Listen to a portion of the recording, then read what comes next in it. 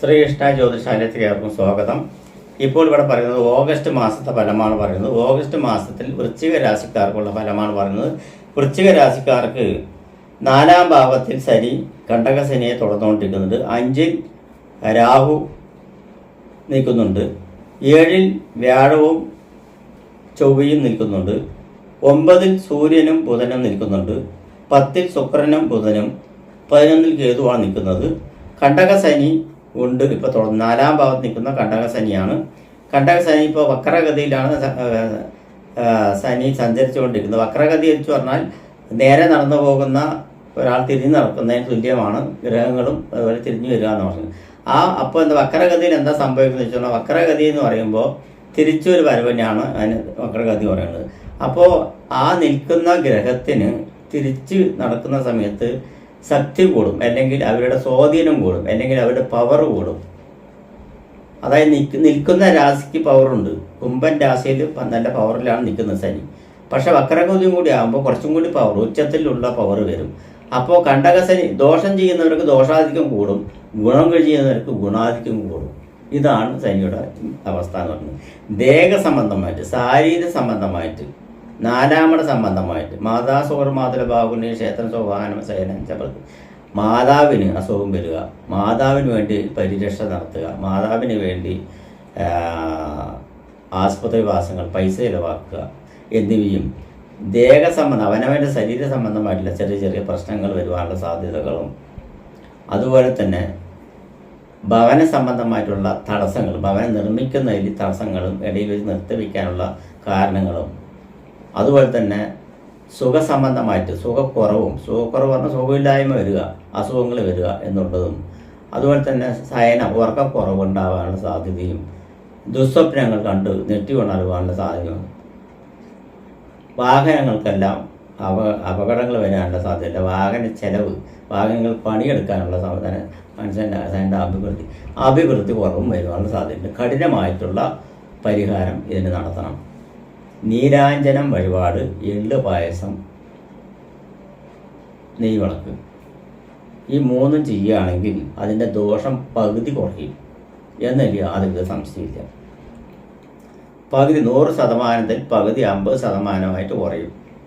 അതായത് ചുരുക്കി പറയുകയാണെങ്കിൽ, ഒരു പനി വന്ന് വീട്ടിൽ നിന്ന് മാറേണ്ട അസുഖം ആസ്പത്രിയിൽ പോയി മാറേണ്ട അസുഖമാണെങ്കിൽ വീട്ടിൽ നിന്ന് മാറും എന്നർത്ഥം. ആസ്പത്രിയിൽ പോയിട്ട് 10,000 അല്ലെങ്കിൽ 50,000 ചിലവാക്കേണ്ടത് ചിലപ്പോൾ 5,000-ലോ 1,000-ലോ ഒതുങ്ങിപ്പോകും. ഇതാണ് അതിൻ്റെ ചുരുക്കത്തിൽ പറയാനുള്ള സാധ്യത. അതേ സമയത്ത്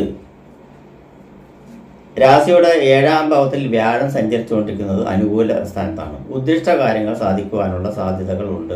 ഭൂമി സംബന്ധമായിട്ടുള്ള കാര്യങ്ങൾക്ക് നേട്ടങ്ങൾ കൈവരിക്കാനുള്ള സാധ്യതയുണ്ട്. ഭൂമി വിൽപ്പന നടത്തുവാനുള്ള സാധ്യതയുണ്ട്.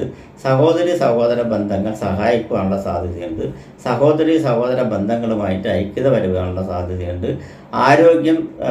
ആരോഗ്യ സംബന്ധമായിട്ടും അധികം ആകുലപ്പെടുന്നില്ല. അതായത് ഇപ്പോൾ ശാരീരിക സംബന്ധമായ ബുദ്ധിമുട്ട് വരികയാണെങ്കിലും, ചിലപ്പോൾ എന്തെങ്കിലും സംഭവിക്കുമോ എന്നുള്ളൊരു പേടി വരികയാണെങ്കിലും അതിലൊരു ധൈര്യം ഉണ്ടാവും എന്നാണ് പറയുന്നത്. അപ്പോൾ അത് കാരണം കൊണ്ട് വലിയ കുഴപ്പമില്ല എന്നാണ് പറയുന്നത്. സൂര്യൻ ചാരവാസാൽ 9-ൽ സഞ്ചരിച്ചുകൊണ്ടിരിക്കുന്ന സൂര്യനാണ്. 9-ൽ സൂര്യൻ സഞ്ചരിക്കുന്നത് അത്ര നല്ലതല്ല.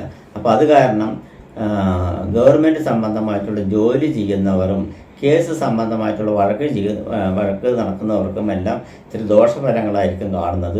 ഗവൺമെൻറ് ജോലിയിൽ ചെയ്യുന്നവർക്ക് അബദ്ധങ്ങൾ പറ്റുവാനുള്ള സാധ്യത കൂടുതലായിട്ട് കാണുന്നുണ്ട്. അതുപോലെ തന്നെ ഗവൺമെൻറ് ജോലി പ്രതീക്ഷിച്ചിരിക്കുന്നവർക്കെല്ലാം തള്ളിപ്പോകാനുള്ള സാധ്യതയുണ്ട്.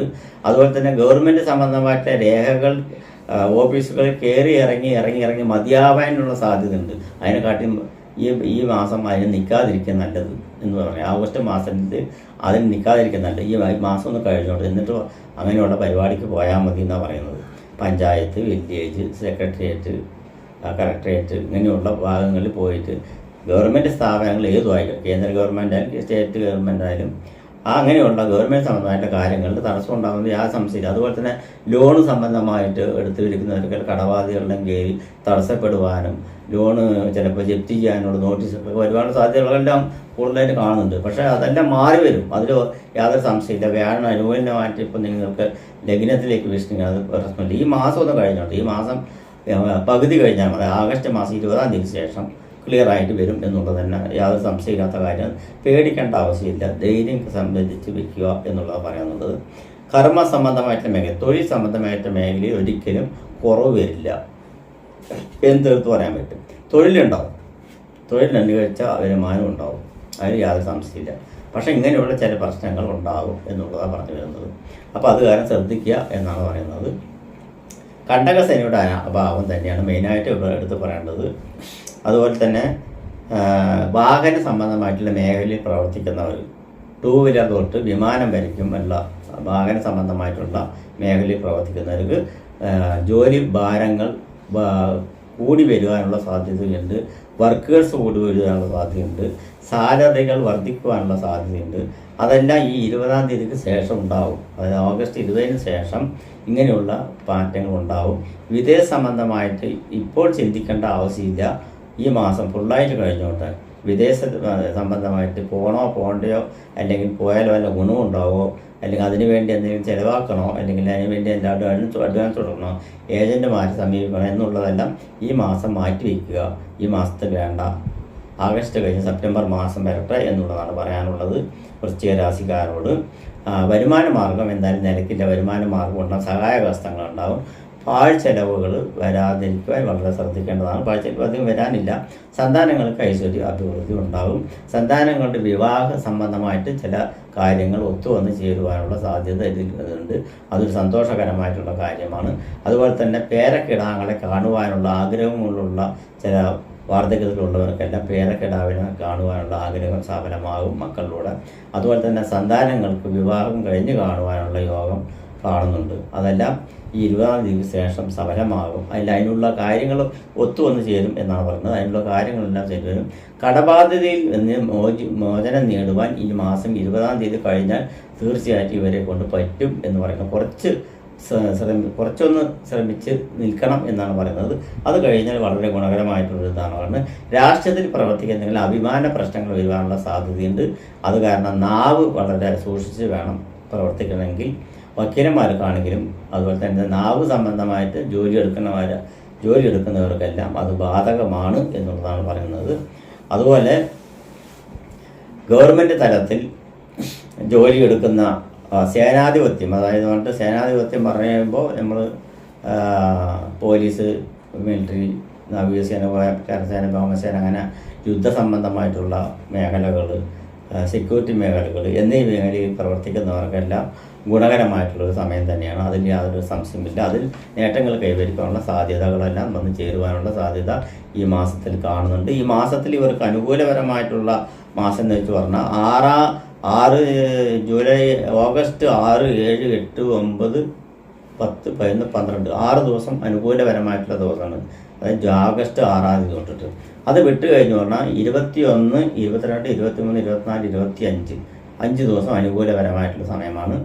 അതേസമയം ദോഷ ദിവസങ്ങളുണ്ട്. 26, 27, 28, 29 4 ദിവസം. 26 തൊട്ടിട്ട് 29 ദിവസം 4 ദിവസം ശുഭകാര്യങ്ങൾ ഒന്നും ചെയ്യരുത്. അതുപോലെ കൊടുക്കൽ വാങ്ങലുകൾ ഒന്നും ചെയ്യരുത്. യാത്രകൾ എന്തെങ്കിലും ഉദ്ദേശിച്ച് നല്ല എന്തെങ്കിലും യാത്രയ്ക്ക് തിരഞ്ഞെടുക്കുകയാണെങ്കിൽ ആ തീയതി മാറ്റി വയ്ക്കുന്നതും കൂടി നല്ലതാണ്. അഷ്ടമരാശിക്കൂറിൽ എന്ന് പറയും. അഷ്ടമരാശിക്കൂറിൽ ഒന്നും ചെയ്യാൻ പാടില്ല എന്ന് പറയുന്നത്.